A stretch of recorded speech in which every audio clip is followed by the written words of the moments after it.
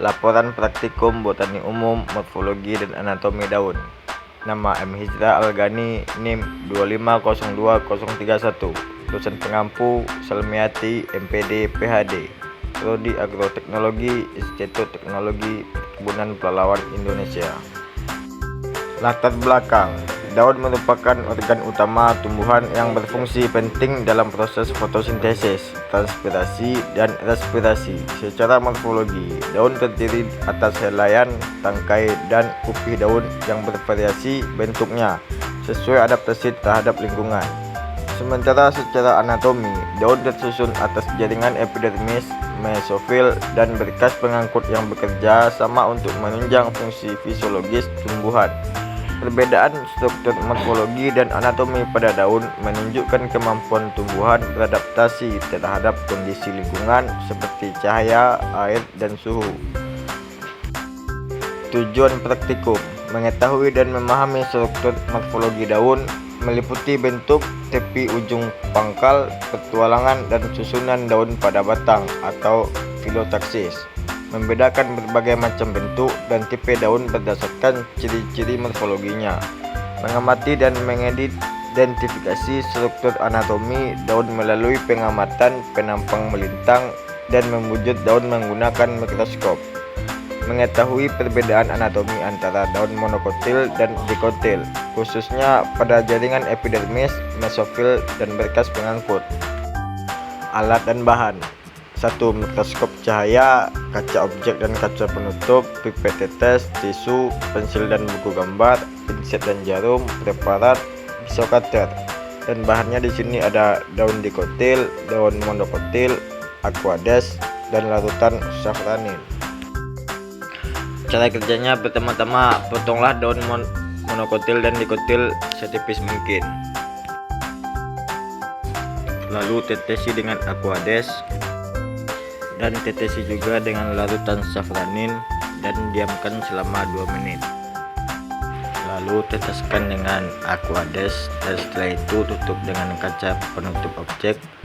Setelah itu kita amati di mikroskop. Anatomi daun. Daun mangga memiliki anatomi bertipe derisi ventral dengan jaringan palisade dan bunga karang yang tersusun jelas untuk mendukung fotosintesis. Lapisan epidermisnya dilapisi kutikula tebal dan memiliki stomata di permukaan bawah sebagai adaptasi untuk mengurangi penguapan. Berkas pengangkut tersusun menyirip dengan jaringan penguat kolenkima dan sklerenkima, serta terdapat saluran resin yang berfungsi melindungi daun dari hama dan kekeringan. Daun jagung memiliki 2 lapisan epidermis, yaitu epidermis atas dan epidermis bawah. Stomata terdapat pada kedua permukaan daun, xilem atau bagian atas dan phloem bagian bawah. Daun kacang panjang memiliki epidermis atas dan epidermis bawah. Stomata lebih banyak terdapat pada epidermis bawah. Jaringan palisade terletak di bawah epidermis atas. Jaringan spons terletak di bawah jaringan palisade dan terdapat xilem dan phloem. Daun kelapa sawit atau Aedes guineensis Jack. Daun kelapa sawit adalah daun majemuk menyirip atau pinnate yang melekat pada batang di ujung-ujungnya. Warna hijau tua pada helaian daun, pelepah agak muda warnanya. Daun lamtoro atau Leucaena leucopela. Tanaman lamtoro mempunyai daun majemuk menyirip rangkap atau kompot bipinnate. Siripnya berjumlah 3-10 pasang dan tiap sirip memiliki anak daun sebanyak 5-20 pasang.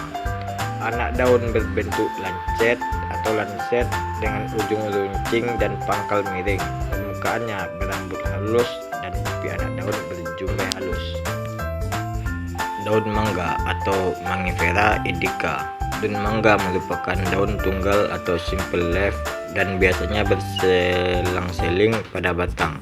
Tepi daun bisa bergelombang dan tulang daun sekunder atau 12-30. Ada pada banyak varietas. Daun jagung atau Zea mays. Tanaman jagung adalah monokotil. Daun-daunnya panjang, memanjang seperti pita. Helai daun jagung memiliki petulangan sejajar karena sifat monokotil. Daun tumbuh berselang-seling pada batang. setiap buku batang melekat satu helai daun. Morfologi kacang panjang atau Vigna unguiculata. Daunnya majemuk atau compote leaf, bersirip dengan anak daun yang cukup banyak. Ujung daun meruncing. Bentuk keseluruhan daun mungkin tampak seperti segitiga dalam pandangan kasar. Pembahasan morfologi daun merupakan kajian mengenai bentuk luar daun yang dapat diamati tanpa menggunakan alat bantu mikroskop. Daun merupakan organ tumbuhan yang berfungsi utama sebagai tempat fotosintesis, respirasi, dan transpirasi. Sedangkan anatomi daun mempelajari struktur internal daun yang hanya dapat diamati menggunakan mikroskop. Struktur internal ini disusun oleh jaringan-jaringan dengan fungsi khusus. Kesimpulan, jadi morfologi daun tersusun atas helai daun, tangkai daun, pelepah daun, dan urat daun yang bersama-sama mendukung fungsi penangkapan cahaya dan pertukaran gas. Sementara itu, secara anatomi, daun terdiri atas jaringan epidermis, mesofil, serta berkas pengangkut xilem dan floem yang berperan dalam transportasi air, mineral, serta sel fotosintesis.